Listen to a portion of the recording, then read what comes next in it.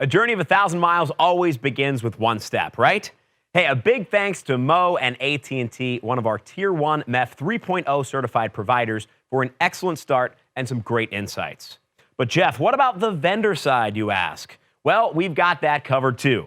MEF CTO Pascal Menezes sat down with industry veteran Steve Alexander, SVP and CTO of Ciena, a MEF 3.0 certified technology provider, for a very candid CTO to CTO conversation about their take on faster, closer, and smarter at the edge. Let's listen in.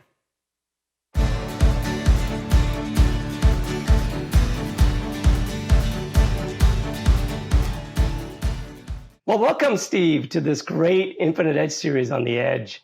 Real pleasure to have you on. Ciena has been a huge contributor to MEF, especially in the carrier Ethernet standardization.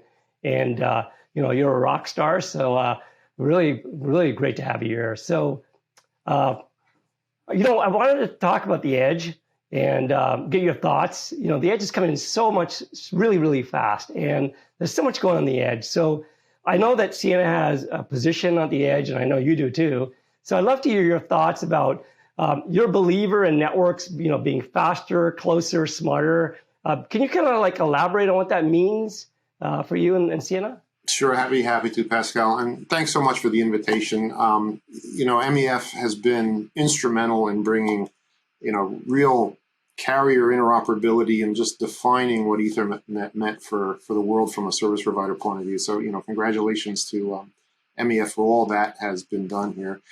You're spot on. When I talk to customers, I talk out to the industry, I almost always end up talking about the network getting faster. I mean, we all know the network's just going to get faster. It has been getting faster for, 3-4 decades now, right? But in addition to faster, and I think this starts to touch on this conversation on the edge, it's bringing the cloud edge closer for a whole bunch of reasons. Latency is the one that people typically think of as being the driver, and we'll talk a little bit about that in a minute. But the other piece is going to be the network has to get smarter, right? And the smartness that's there today is okay. And some of it's been contributed by MEF and all the work that's been done there. But when you look at scale, especially as we're getting into the Internet of Things and we're going from, billions to tens of billions to maybe 100 billion things connected and talking and all this, you need the software intelligence to deal with that kind of scale. So let me just start with the faster one, because I think that's one I think most people associate with Ciena anyway. When I look back historically, and I'll look at the Ethernet world, it took us, I think it was around 35 years to go from, the original, 3 and 10 megabit kind of specs on Ethernet now to what is the high end, which is 400 gigabit Ethernet. But just within the last couple of years, there's been an explosion in terms of the number of Ethernet rates available. A lot of these were created to support, the kind of cell site backhaul, the 25, 50 gig standards, but you've got 2.5, you've got, 25, 50, 100, 200, 400, 800 now is being looked at, 1600, 1.6. And if you look at the continued progression in silicon technology, we're now at 7 nanometer. You go forward to 5 and 3 and 1.x. Where is that going to go? You can start to see data rates in the Ethernet standards well in excess of a terabit, and that's a very high data rate, right? That's what people would have typically associated with core networking speeds, and here we are talking about them being, Ethernet out at the edge of the network. You're going to be a service provider going to a customer, and they're going to say, look, I've got a terabit local area network. I need you to interconnect this over distance for me, right? That's a much higher data rate than we typically think of. So when I look at the network, absolutely, we're going to continue to drive connectivity and capacity out to that edge. I mean, that's what Ciena has been doing, for 20-something years now, right? We're big fans in making capacity and connectivity just abundant, right? We think a lot of good comes from that. The closer piece speaks to this cloud edge. We look at the kind of experience that we all want to have that's cloud enabled, this immersive AR, VR kind of world. We want the gaming experience. We want, be able to control, close control loops on the factory floor. And I've started to talk to people from kind of the physics point of view, because there's lots of definitions of what the edge is and where it could be and such. What I've started talking in terms of mean time to cloud, right? From whatever is at the edge of the network, whatever smart device you've got, a robot, a display, a camera, whatever smart, intelligent thing sits out at the edge, there's going to be a requirement to get the right experience that you want. If you're doing really immersive gaming, there's numbers around 10 milliseconds or so that people are looking at to saying, if I can get, round trip latency to the cloud and back in 10 milliseconds or less, I won't get anybody with any kind of motion sickness. There's a couple carriers. I know, there's been some publicity around a 5 millisecond spec that people have talked about. I talked to someone just last week over in the Middle East with a 3 millisecond spec. Well, and you look at, how metro networks were built over the years, 10 milliseconds on fiber, that's 1,000 kilometers. It's 5 milliseconds out, 5 milliseconds back. It's not propagation on fiber that's setting all these latencies. Because when you measure latency in most networks today, you're going to get numbers that are like 10, 20, 30, 40, 50, sometimes 100 milliseconds. All that latency buildup comes from the number of times we go up and down a stack, the number of times we go through our OEO conversions, all the other things we've built into these networks to aggregate traffic together, to steer it, to just put all the traffic together, to converge a wireless infrastructure with a wireline infrastructure, to bring in what was effectively the old enterprise business and the residential business and the wireless business, maybe as 3 different networks, and converge them someplace in the core. Coming in and out of all of that and going off to some public peering location before I get to the cloud, that all introduces a tremendous amount of latency.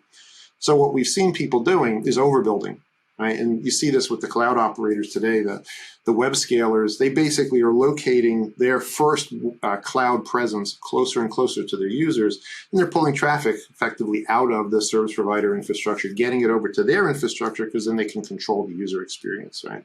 So that whole cloud edge is coming closer under this kind of mean time to cloud model that I talked about. The last one is smarter, right? That's all about the scale. And when you look at what has to happen, right, what you really want is what I would call a converged user experience. You want the same experience whether I'm in the building or outside of the building. Today, those are typically different domains. Frequently, I'm in a building, I'm a commercial building, it's an IT shop that owns it. If I go outside, well, it's a service provider. If I'm at my house, it's my local Wi-Fi, maybe on one service provider. I walk outside, it's another service provider potentially. Getting a consistent user experience across all those, that is the software intelligence that's needed to give us the ability to have kind of this ubiquitous experience. So inevitably, when I talk about the edge and where a network's going, it's faster, it's the cloud edge coming closer, and it's all about smarter. Yeah, no, you hit it right on, actually. I think it's spot on. And I think the smarter part is really, really also critical. With all that inference being done very close to the edge, with robots needing, AI and neural networks, and the IoT processing done locally, and, closed loop automation. I know you're doing a ton of stuff there, and you're,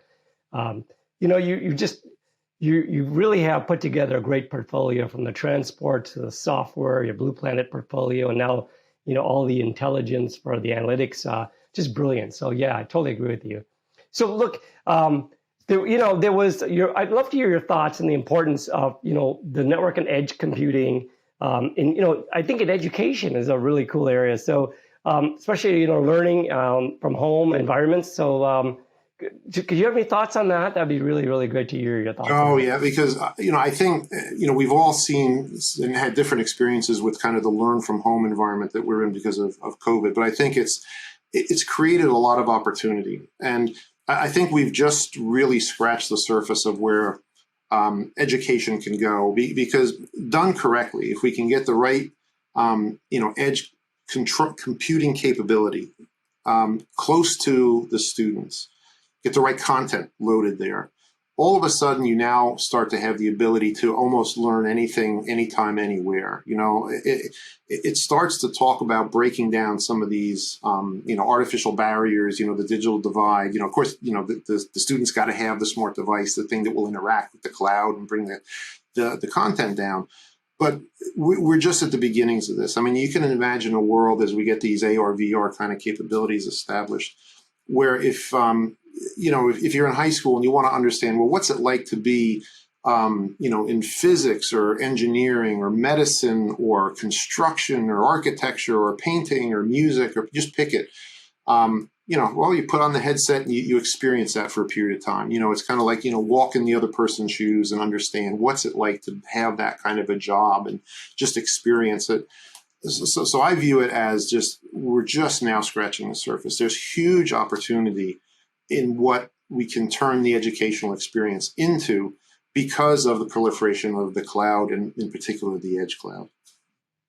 Yeah, I think it'd be, so amazing that people could work from their homes or, learn from their homes as you discussed and put an AR, VR headset or extended reality headset and you literally see the classroom experience and where people are and get all that, inference and, the names show up their heads, or I don't know. There's so many great things. No. You're absolutely right. We've even with our IT department has started putting headsets on folks who have to go do remote provisioning, or if they aren't fully trained on a particular piece of networking gear, be able to put a headset on and then have a remote expert, kind of take you through it.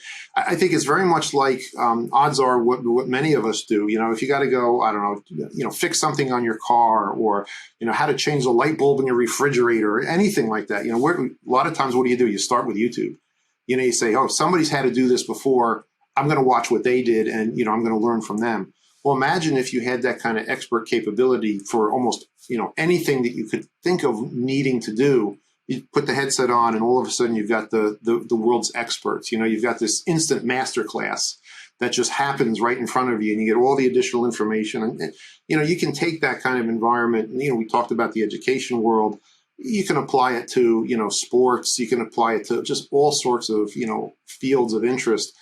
It's that ability to deliver, rich amounts of information to people in a seamless manner. That's what I really think is in front of us here. And that's, again, all driven from the ability to connect people to the edge and the edge to the cloud. Yeah, no, absolutely brilliant. And, today you go and try to commute anywhere. It can take hours going back and forth and people living further away. So I just think, there are a lot of great benefits from what COVID has enabled us to think through and allow people to work from home. And certainly education is also one of them. Getting on to the topic of edge compute, we've talked a lot about the value, the benefits, the opportunity. But I'd love to hear, what do you think of the challenges? Edge compute is all nascent. It's the buzz and so many potentials possible, but I'm sure there's challenges. I'd love to hear. Oh, there are. As you pointed out, it's nascent still, right? There's some really good examples of it, but it isn't particularly widespread. And, the Earth's a big place, right? Moving from 4G to 5G, the densification that's required on antennas, the other places that you're going to have, access to the network. We still have a tremendous amount of the world underserved, right? That's the digital divide that we're, have kind of mentioned earlier. So there's lots of challenges. It starts with, availability of, real estate. Can I put a data center there? Do I have connectivity at that site? There's administrative boundaries. How hard is it to put, a compute capability at a certain location? The permitting process, the building process. There's all sorts of things that go into that. Once it's established, even existing carriers, going from, kind of a large metro central office out to the edge, you may cross 2, 3, 4 administrative boundaries with different people with different keys and combinations and understandings of who owns it and different budgets, and all sorts of things occur when you come from, the core of the network out to someone's, residence or, to their enterprise, right? And dealing with all that kind of complexity, it can be somewhat daunting. That's why it's so interesting to watch some of the first movers. How do they approach these problems? There's a lot of variation across the world. What is done in North America is different than what can be done in Europe, and what can be done in India and China and Japan. They're all different in some sense. So it does have a myriad of challenges out there. But you think of the benefits of being able to go to someone and say, here's a device and it can connect you to all this computational power and all of this content and information and intelligence that's all basically quote in the palm of your hand. That's where we're moving to. But you're absolutely right. There are going to be challenges in all sorts of directions here. Yeah, you nailed it right there.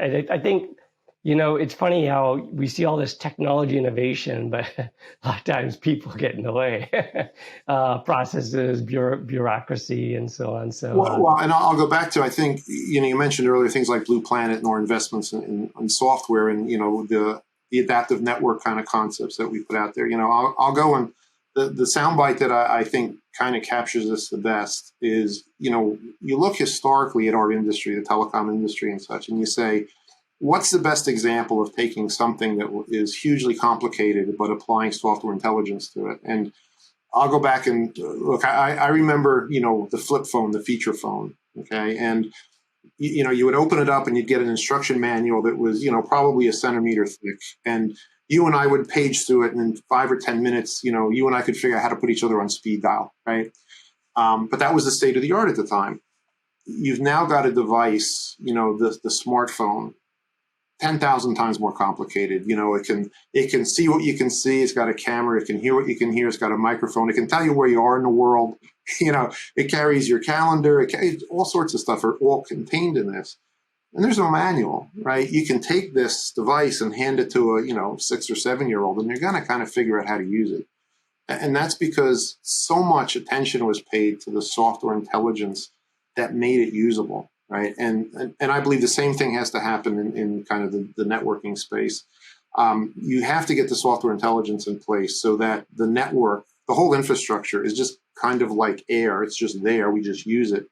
I think we all saw this with COVID, right? You could get the cloud app, you could get Teams, or you could get Zoom, or you could get WebEx, whatever you want to download it running on your PC in a couple minutes.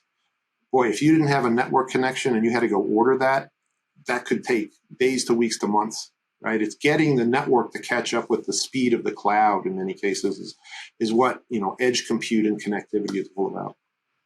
Well, one of the series and episodes, someone said networking is cool. It is. I love it. Networking is cool again. Yeah, it's what connects the world, right? So it's what connects the world, and everything's just plumbing, but it's not plumbing. It's very sophisticated. It's very elegant. And more importantly, now it's cool. Oh, yeah. And you know what happens when your plumbing doesn't work? It's a bad day. Absolutely. Well, Steve, it's always a pleasure talking to you. And again, we're very grateful for Ciena's contribution to MEF. Thanks, Pascal. And really thanks for being part of this great episode. Sure. And happy to help. I think MEF's done Wonderful things for getting Ethernet out there and getting it consistent across the world. So congratulations. Okay. Well, thank you, and keep well. Take care. Thank you.